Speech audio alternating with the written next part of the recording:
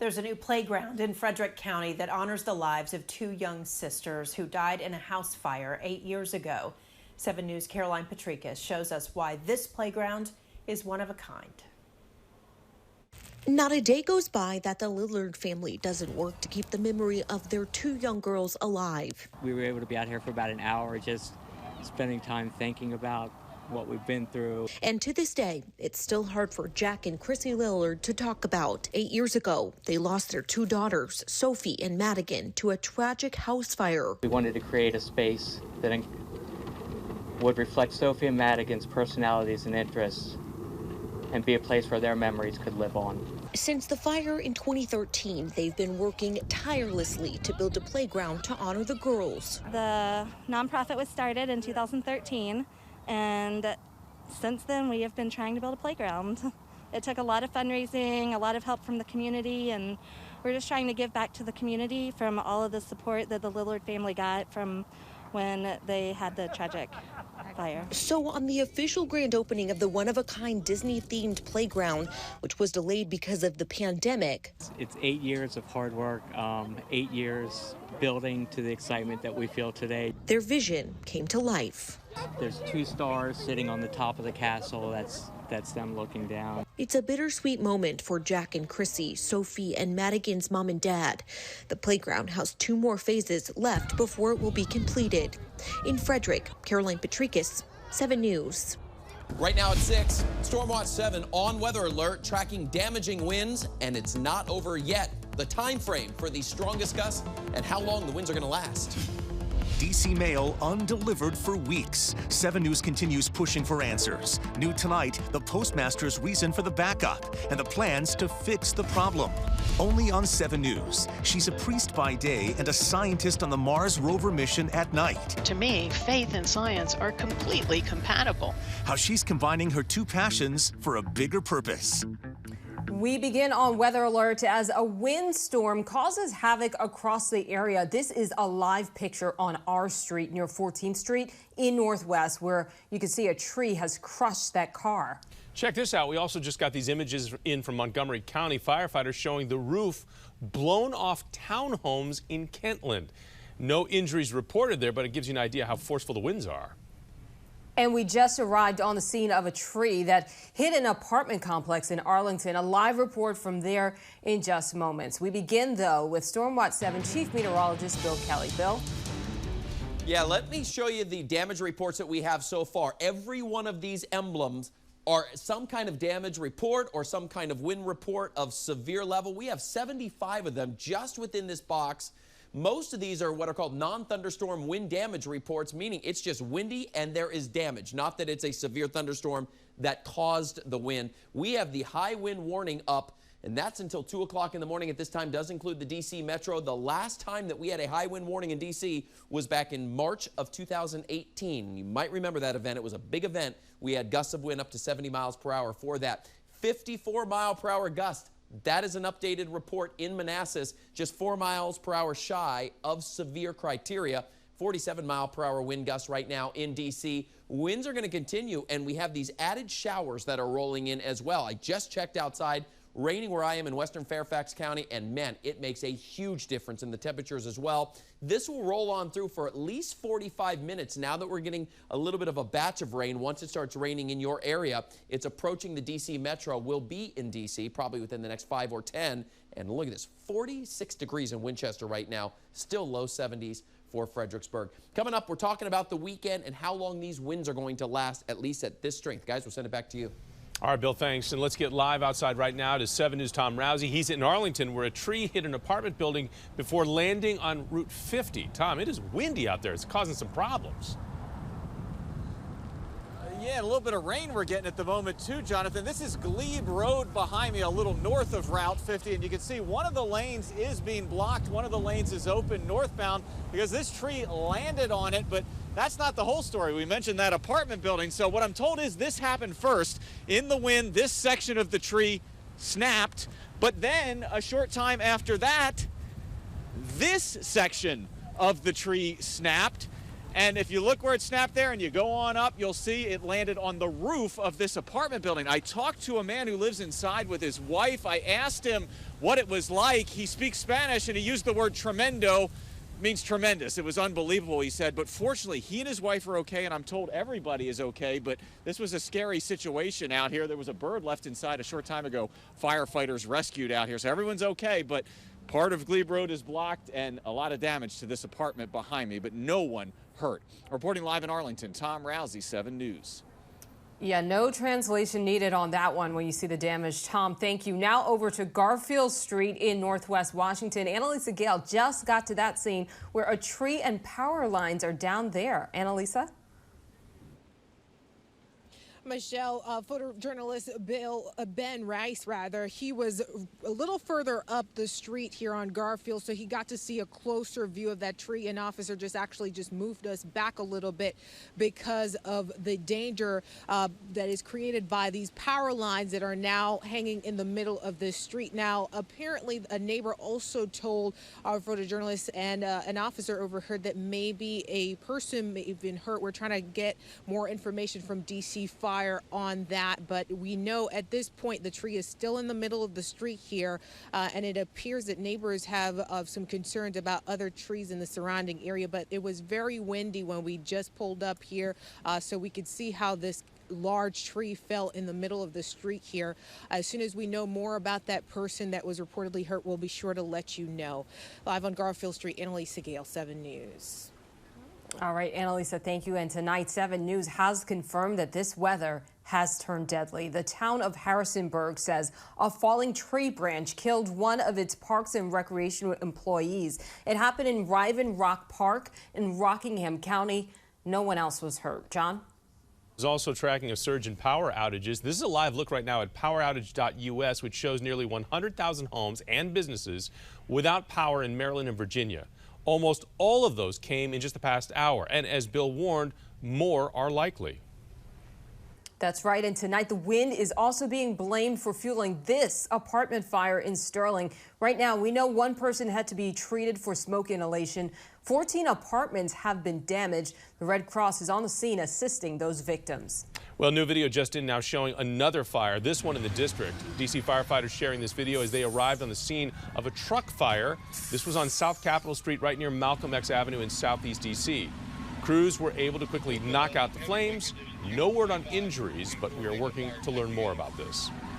Tonight, masks are no longer required when outdoors in Prince George's County. Leaders there have opted to follow the governor's decision to end the mandate. They're still required indoors, though, and encouraged for those who are not vaccinated. Montgomery County requires masks outdoors, whether you're vaccinated or not. Well, we have a big update just in now on the story that 7 News I-Team has been tracking for weeks. The Department of Defense just denied a parking permit for the AmVets Rolling to Remember. Now, that group had hoped to use the Pentagon parking lot as a rallying point for thousands of motorcycles Memorial Day weekend, which they've done for many years. So this creates a potentially serious traffic problem for the district as riders arrive for this event that dates back 32 years. The Veterans Group tells 7 News that Scott Taylor that they'll try to secure RFK Stadium instead. The Pentagon cited the pandemic as a reason for denying that permit. All new and only on 7, the local priest who moonlights on Mars as a NASA scientist.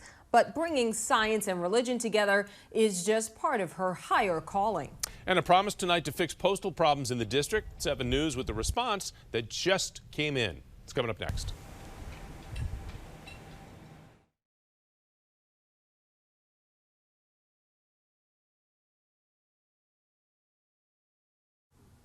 All new at 6, 7 News has learned we will see history made at the Naval Academy 4 weeks from today. That is when Vice President Kamala Harris will give the keynote address at the Academy's commissioning ceremony. It's believed to be the first time a woman has given that address, which typically comes from either the President, Vice President, or Secretary of Defense. Well, 7 News now is on your side with a new promise from the Postal Service to try and fix that big problem we have been tracking. D.C. neighborhoods going weeks without any mail. All new at 6, 7 News D.C. Bureau Chief Sam Ford explains what's being done.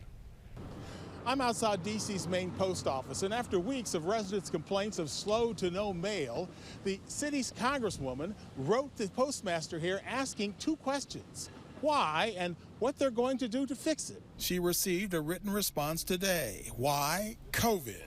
Staff shortages due to COVID, and apparently because people have been given mandated leave to get their shots. And how they're going to fix it, Norton said the postmaster wrote her. Additional hiring and additional overtime. They certainly weren't using enough of it. She says she'll be monitoring the situation, and she's certain her constituents will report to her if they don't keep their word. Reporting to Northeast Washington, Sam Ford, 7 News.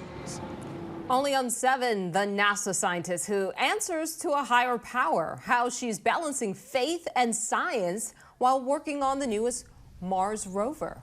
And a live look right now at Storm Track 7. You see a tree crushed a car. We also believe that another car was damaged. It's under the bigger part of the tree. This is on R Street right near 14th Street in Northwest Washington. Bill Kelly's back soon with how long this dangerous wind is going to stick around.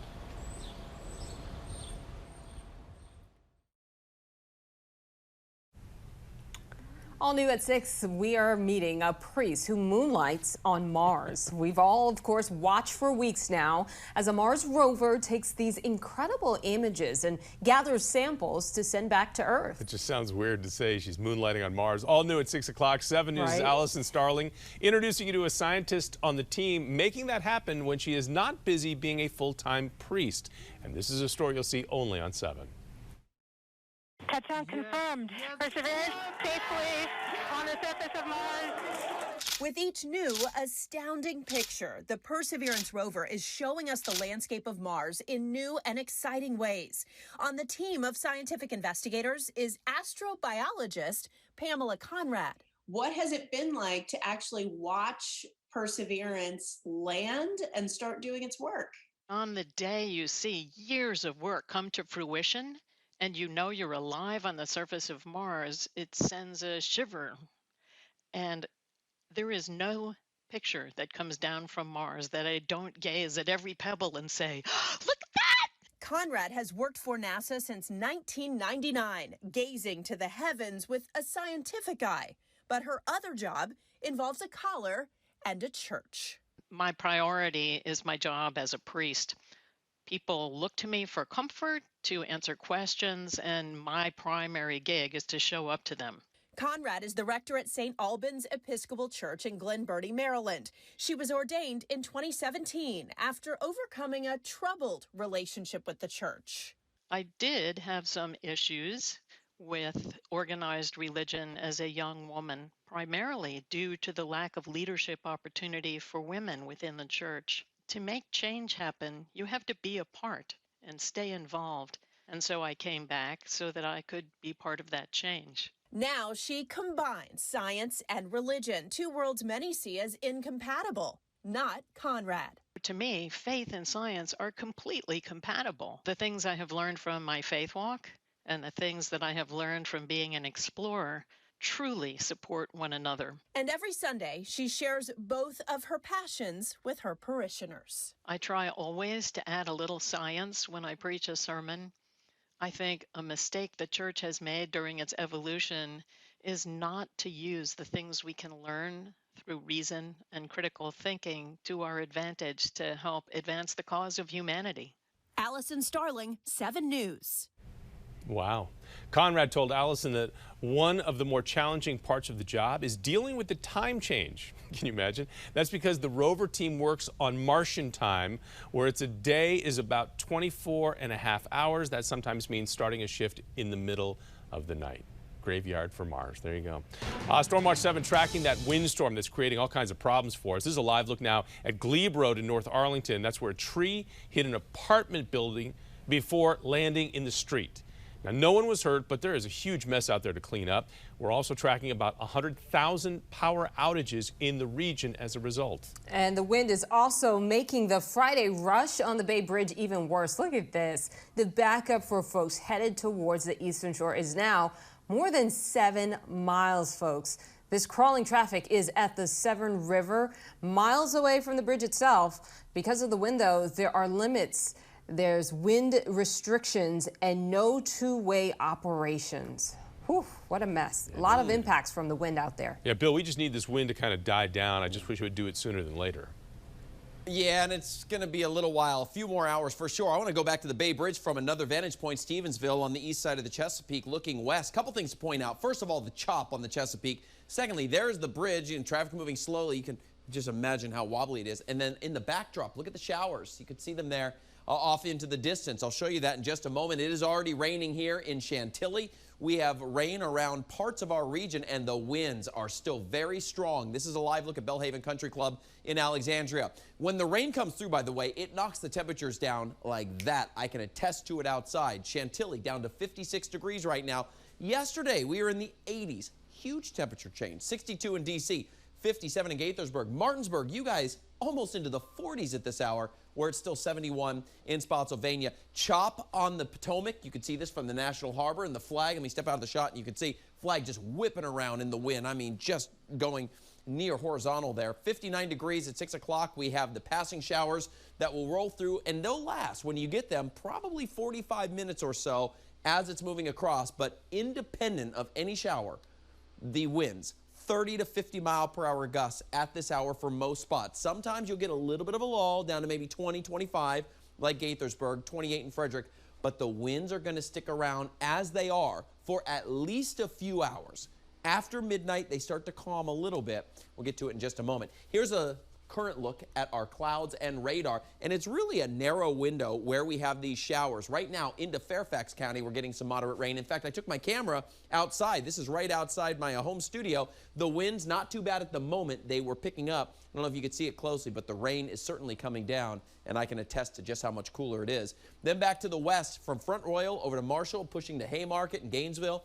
This is a wet drive along Interstate 66 with some of the moderate rainfall coming down there. This event is not primarily a rain event. Yes, we have rain now. If you get it and you are in this east-west line along 66, you're going to get that rain for probably, like I said, 45 minutes, maybe a little longer in spots.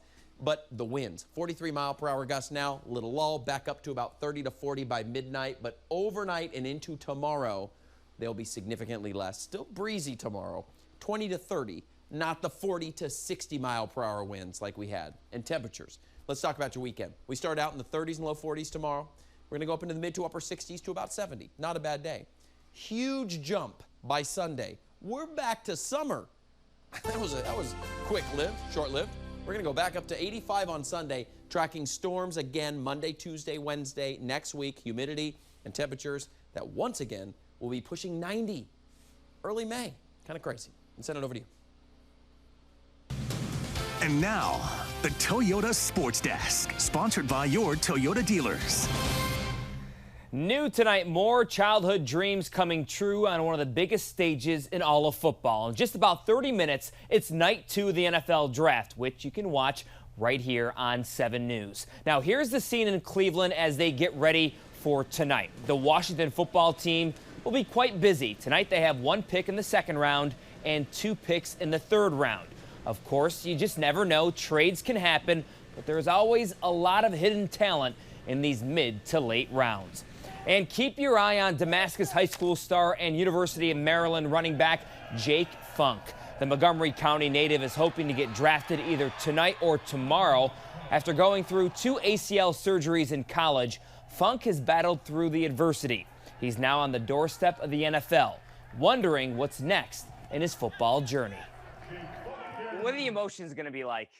I mean, it's going to be, you're going to be anxious, you're going to be nervous, but at the end of the day, I'm going to be so excited throughout the whole thing, because just the thought that you're sitting there, waiting for a call from one of these teams, the fact that you're in that position is just so humbling to me. Just being able to be here, at my house with my family and close friends, I mean, it's going to mean everything to me.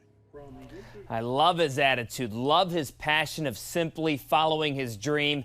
You can watch my entire interview with Jake Funk, including his genuine reaction to the possibility of getting drafted by Washington or the Baltimore Ravens. That's all on our website right now, WJLA.com/NFL Draft. Certainly good luck to Jake Funk and, frankly, all of our local prospects that could hear their name called tonight. Coverage of Night 2 of the NFL Draft starts at 7 p.m. right here on 7 News. Jonathan? All right, Scott, thanks. And a quick programming note, because of the NFL draft, Wheel of Fortune and Jeopardy will not air at their normal time. So right now, while you're thinking about it, set your DVR, because Wheel of Fortune airs at 1:36 in the morning. That's Saturday morning. And Jeopardy will air at 2:06 a.m.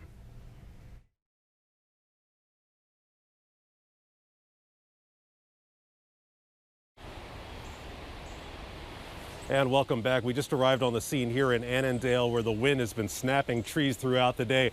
Just talked to a neighbor who was looking down the street there, saw a tree come down, and then the power went out in this neighborhood. We're off of Executive Road here in Annandale. Minutes later, about 5 to 10 minutes later, another tree fell down and hit the wires and actually snapped this power pole. But they are in the dark right now, but they do give a lot of credit to Dominion Energy. As you can see right behind me, they are on the scene working to get the people back their power. This is Carl Willis in Annandale, 7 News. Well, good evening, Carl. And I just had the camera up at Bellhaven Country Club. Here it is, and it was whipping around, and it just went out. So there was a huge gust that is just right now going through Alexandria. Here's an updated look. 84 reports now in the form of some wind around the area. They're going to stick around like this for the next couple of hours, and then they'll die down a little bit through the overnight hours, but we are not done yet. Be safe. Download that Stormwatch 7 weather app. World News Tonight with David Muir is next.